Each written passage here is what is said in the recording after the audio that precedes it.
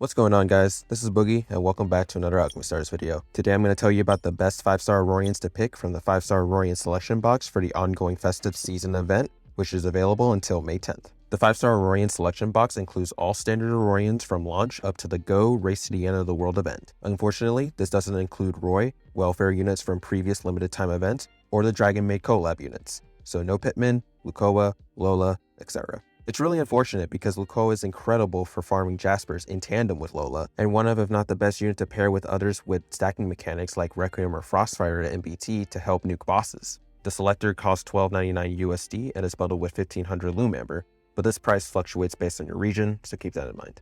Once purchased, the selector goes to your warehouse and becomes permanently available, meaning you can open this and select whoever you want whenever you want. No expiration date like the 6-star selector that was available during the half anniversary, which I fully expect to happen again for the 1-year anniversary. Now, I won't go over into detail every single unit, but I will talk about the most relevant ones. To help narrow down the choices, I'm going to place these units into 3 tiers, high, medium, and low. Then we'll have 2 charts, one for first copies and one for breakthroughs. On a first copy basis, meaning you have none of these units, we have the 4 tile converters in high class, tile resetters or cleansers are in the middle, and budget damage dealers or stunners for niche situations at the bottom. The 4 tile converters are universally essential. Each of them comes with preemptive strike on a 2-turn cooldown right out of the box and are essential to any team you build. I highly recommend picking the one that converts to the same color as their 6-star variant you obtain from the beginner banner if you're trying to build a specific mono element team. So Sariel and Klecken, Granru and Beverly, EC and Faust, or Nick Innocent Pact. Having 2 units that convert to the same color is essential when earning tier 3 chain combos and Aurora time throughout the fight.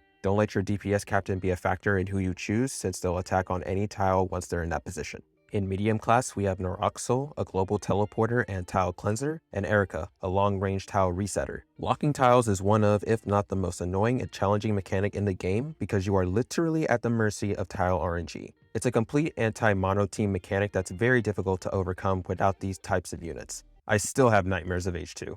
Having tile resetters make it more manageable since you can remove the locked tiles and or reset them to another color to convert them again if RNG was not in your favor. At the bottom, we have Schwartz, Odie, Benny and Kuro, Barbara, Korax, and Cordy. Schwartz is one of the better 5-star damage dealers due to his percent HP mechanic on his active skill.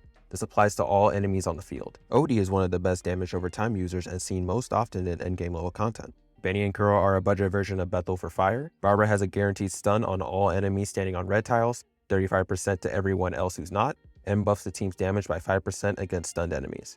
Korax is a budget Michael for water, and Cordy has an on-demand stun after using her active skill a second time and onward on the same enemy with a 1-turn cooldown. Now we're going to go over the list of units that benefit greatly from breakthroughs. A quick disclaimer, the lower the unit is, the less they require breakthroughs. So starting in high class, we have cross-tile converters at MBT, and double chainers at BT2. Cross-tile converters are the type of converters that convert in a cross shape from their position and knock back enemies. With a little bit of positioning, these units make it very easy to delete health bars, especially when you pair them with other select tile converters. The double chainers, on the other hand, are core units for burst comps and really take your damage to the next level.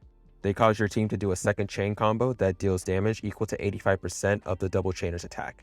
You get one of them for free after completing chapter 7 of the main story. Phylishai at BT2 is next up in the medium class. She's the best healer in the game. I even take her on my fire team when possible because of her secondary element being fire. Having a global teleport on a preemptive strike is also really helpful for setting up 1-turn kills on bosses, as well as acting as a free getaway when you're surrounded by enemies and can't move through normal means. She's not ranked as high because you can obtain your first copy of her from the dollar pack, and I want you whales to maximize your spending power. We have Arya at BT2, one of the best damage dealers in the game, and she's free. You can get your first copy from completing chapter 3 of the main story, so you're just getting her from the selector to unlock her BT2 preemptive strike. Although she was here last month in the shop, so hopefully you got at least one of her soul ambers. Saves you the headache and grants you another opportunity to pick someone else. Finally at the bottom, we have Odie at MBT. Her poison becomes global, so you can easily apply it to enemies that are far away. Like Odie, Barbara's global stun at MBT becomes available turn 1 on a preemptive strike. And the final unit that benefits greatly from both his BT2 and MBT is Schwartz. He gains execution where he kills all non-boss enemies that are under 10% HP at BT2 and gains preemptive strike at MBT. Now here's a recap of the priority agenda. 1. Converting is king in this game. If you can convert, you'll have a much easier time beating stages. 2. In order of priority, 4 tile converters over MBT cross tile converters over BT2 double chainers over tile resetters / cleansers. 3. If undecided between MBT cross converters and BT2 double chainers, wait until after you've built up your roster or summoned a decent amount to decide. And 4. At the end of the day, choose whoever you don't have. And with that, that's the end of today's video. Let me know down in the comments who you're going to choose with your selector or how you plan to use it in the future. If you enjoyed and found this informative, make sure to like and subscribe to stay connected on Alchemy Stars. Have a great rest of your day. I'll see you in the next video. Peace.